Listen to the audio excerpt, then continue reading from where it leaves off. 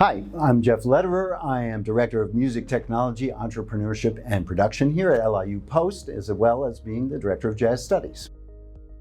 The GEC system is essential in my work in the classroom. I can sit at the teacher station. I can interact with each student in the room, up to 12 of them, individually by checking out what they're working on in their Logic projects and giving them feedback in real time. That couldn't happen without this system. My name is Eric Stewart. I am the Director of Orchestral Studies, and I'm also Professor of Aural Skills and Composition.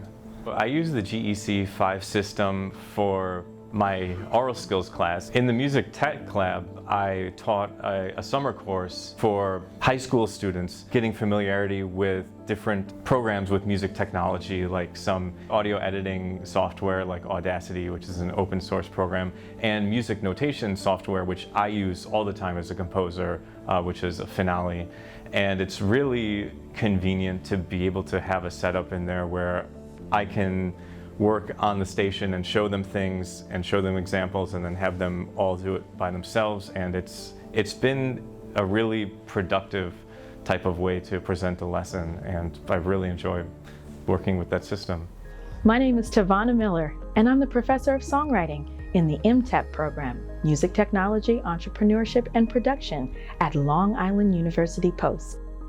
One of my favorite things to do with the use of technology in this room is that I can easily make examples. If someone is doing something well, quickly put it up on the screen so that everyone can see what works. Because of this accessibility within the room, I can teach more because I can show more. Another great way to use the technology with the screen and television is to give students a chance to use it in front of the class when we switch roles and let them play professor and be the experts of songs that they enjoy.